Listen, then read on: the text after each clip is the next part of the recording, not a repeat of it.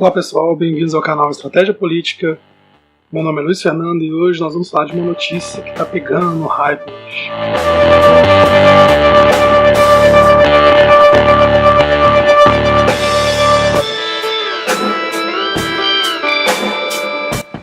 Que é a questão do Trump querendo montar um muro dividindo o México dos Estados Unidos. Isso é um tema bem polêmico, até porque ele quer que o México pague esse muro, né? Segundo eles, existem algumas contrapartidas, né, que o México está devendo aos Estados Unidos.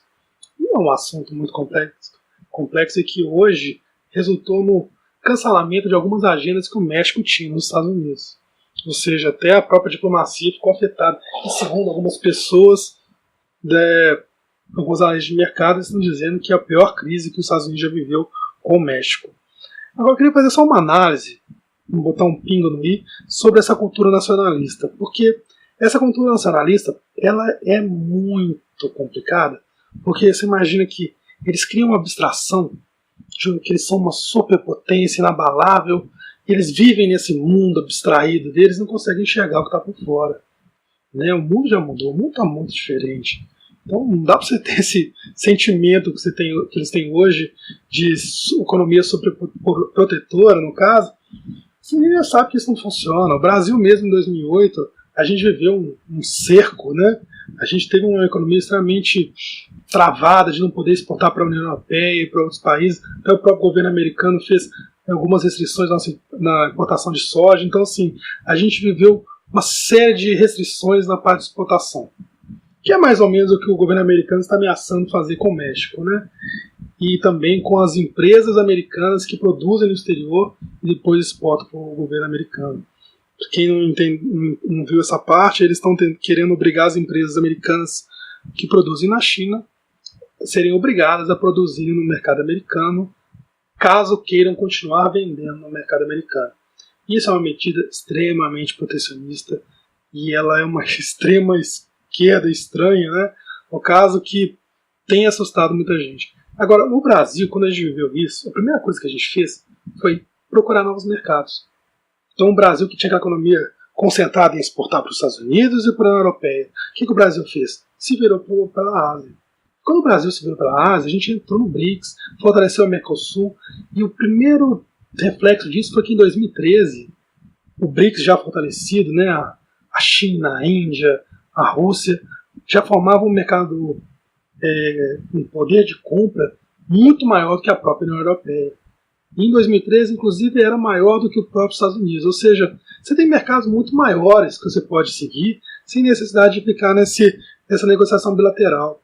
Então você imagina, quando os Estados Unidos falam que para a Apple não pode mais produzir e na China, não existe isso. Hoje você tem grandes corporações que são maiores em receita que PIB de muitos países. Não existe essa negociação hoje no mundo globalizado. Essa negociação é tão prejudicial que hoje a China, a Índia, no caso, já está negociando com a Apple para construir uma indústria lá. Então a gente sabe que na região mediterrânea já tem vários estudos da Apple de montar indústrias para exportar para essas regiões e produzirem produtos lá. Hoje a gente sabe também que o mercado chinês consome absurdamente mais eletrônicos e commodities. Então, assim, não dá para você ignorar esse fato.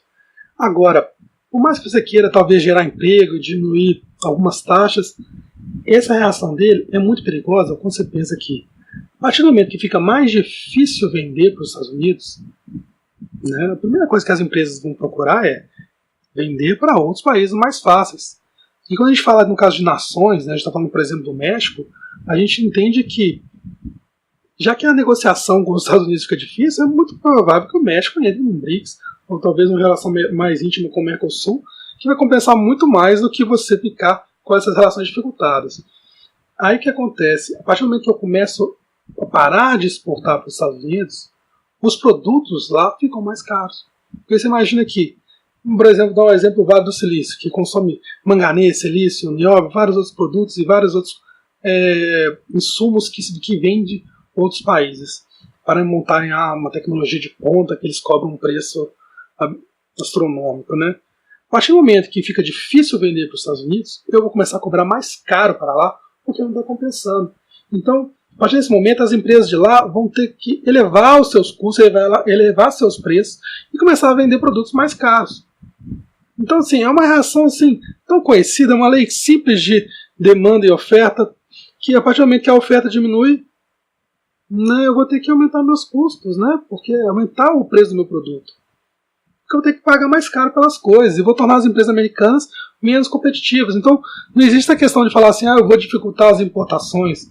Porque a partir do momento que o produto fica dificultado, ele entra mais caro, a gente é brasileiro, a gente sabe muito bem que o quanto que o imposto de importação dificulta nossas empresas a terem um diferencial tecnológico maior.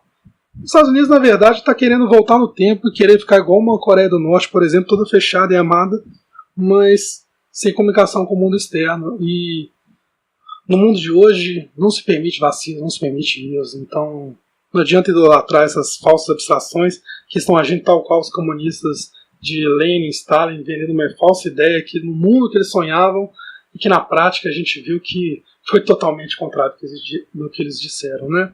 Enfim, é só uma passagem rápida.